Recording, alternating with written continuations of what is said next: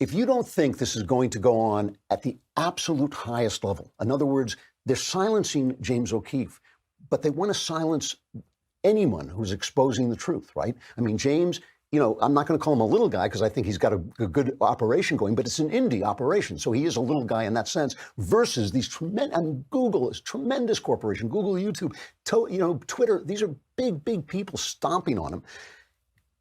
The New York Times, a former newspaper, runs a story that it was given to them by what they call anxious CIA agents. I would have used the word panicked CIA agents.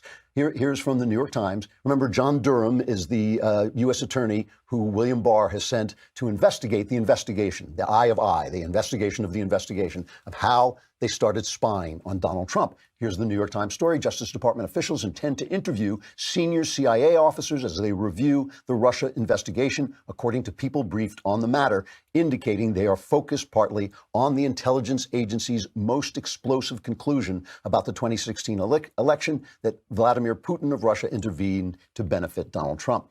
The interview plans are the latest sign that Justice Department will take a critical look at the CIA's work on Russia's election interference. Investigators want to talk with at least one senior intelligence official and a senior CIA analyst, the People said. Both officials were involved in the agency's work on understanding the Russian campaign to sabotage the election in 2016. While the Justice Department review is not a criminal inquiry, it has provoked anxiety. I would have used the word panic and terror, but has provoked anxiety in the ranks of the CIA, according to former officials. Senior agency officials have questioned why the CIA's analytical work should be subjected to a federal prosecutor's scrutiny. They're spying, right, on an opposition campaign. The opposition's campaign, why should it be subject to scrutiny? So the New York Times is being sympathetic. But if you want to see something truly amazing, and I know I have to show it to you because it was on CNN, so nobody saw it. Here's CNN's law and justice analyst, okay? Let me say, his name is Shimon Prokupez. Don Lemon asks him about this investigation. Listen, this is on a news agency, right? This is on a place where there are supposedly journalists in the room. Listen to what his answer is about this. You know this report in the New York Times that he mentioned, that the Justice Department is now questioning CIA officers as they review this Russia investigation, which is... It's troubling because, it's not, you don't do this. The CIA kind of operates in their own world. And for the Department of Justice to begin questioning CIA agents, people who work there. For me, I think what all of this comes down to is the former CIA director, John Brennan. And I know the president obviously has been very unhappy with the way John Brennan has behaved since he left office. And so I think it goes all back to that he's very concerned about some of the information and how some of the information that the CIA had really may not have been stood up. They couldn't really verify a lot of the information. And the CIA, certainly John Brennan was sounding a lot of alarms to members of Congress saying something's going on here. I know he was talking to people at the FBI at the time, concerned that something was going on. But what we're seeing from the Attorney General right now is that he's saying, well, they were acting on a lot of information that he's concerned was not verified. The guy on CNN says, you don't investigate the CIA. The CIA lives in its own world. I mean, those are the words that just came out of his mouth. I'm not even making it up, right? The CIA lives in its own world. These are journalists. The CIA lives in its own world. You remember a couple of weeks ago, I played that scene from 3 Days of the Condor where renegade CIA agent Robert Redford goes to the New York Times at the end and says, I've exposed you. I've sent the information to the evil stuff you're doing to the New York Times. And the evil CIA head says, what if they don't print it? He says, they'll print it. They have the heroic shot of the truck coming out with his New York Times in the back of it. Unbelievable. Now they're saying, no, don't print that. That makes Obama look bad and it makes Donald Trump look put upon. It's an amazing reversal. I mean, when James said they have to choose which red button to push, First Amendment or their leftist sympathies, They chose already. I mean, I talked about that earlier in the week, about the New York Times has already said they think corporations should be censored as long as it's not them, as long as it's not what they determine is a journalistic corporation. And the thing about this is, I talk about this as a strategy, and it is a strategy, but that doesn't necessarily mean it's a conspiracy, okay? That's not what I'm saying. I'm not saying everybody's gotten together and they're all huddled together and they're saying, here's what we're going to do. We're going to move the definition of hate. Every day there's going to be a new definition of hate. First, we're going to say it's, oh, if you don't like gay people, that's a problem. Wait, Obama can't say yet that he is in favor of gay marriage, so it's not hate yet. But the minute Obama says he's in favor of gay marriage, suddenly it's hate to be opposed to that. Oh, now it's hate if you don't let a man into the girls' bathroom in your elementary school. And now it's hate if you won't admit that the man is a woman and he can't play sports with women. You know, it's the idea of hatred moves every single day. The left gets caught in it themselves. But the important point is that it's always defined by the elites. It's always defined by the people who have the power so they can keep the power. And it's always to exclude the people in the Midwest, those deplorables in the Midwest, is what makes them deplorable, is that they don't know what the new hate is, and so they don't know when they're being hateful. But they don't have to get together and plan that out. It's not like that. It is something that is naturally happening in their minds because they only know each other. They never talk to the rest of us.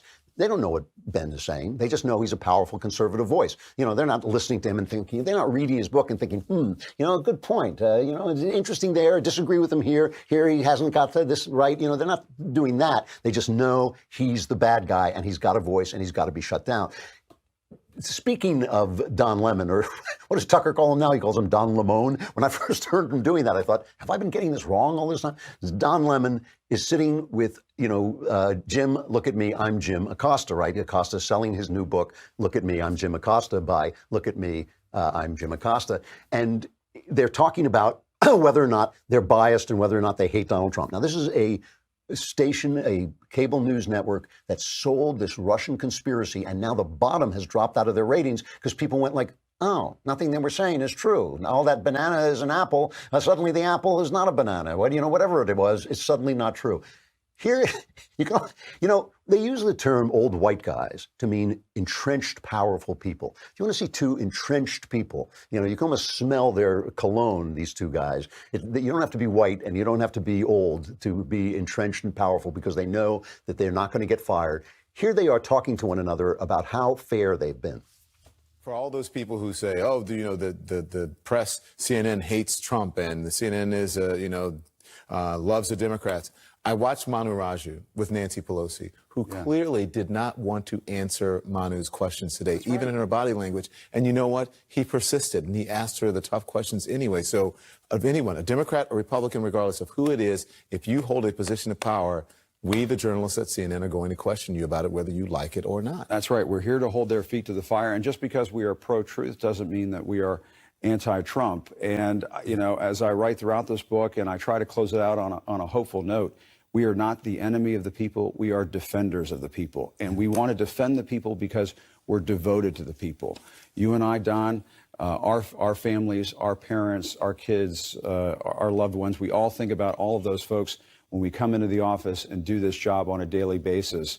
We're not here to spin things or you know, color things a certain way. We're here to give the people reliable, accurate information on a daily basis. That's why we all come into work every day. It's beautiful. I mean, you could put that in a comedy show, a situation comedy, because they don't know. They don't know that they're talking crap. They don't. I really believe that. They think, no. You know, Acosta has essentially said that they have to be biased to cover Trump properly because Trump is so bad, but he doesn't hate Trump. You know, that's not bias. That's just the truth. They now think their opinions are the truth. So, you know, when they call Lila Rose porn, they kind of think, well, that's kind of what it is to them, because the right to kill their children, the right to stick a scissors in a baby's head and suck out its brains is such an important thing. It's not killing somebody. That's not killing a baby. That's just women's rights, you know. So it is porn to them. I know. If we're not allowed to hear from from Lila Rose, let's at least hear from the babies at Planned Parenthood.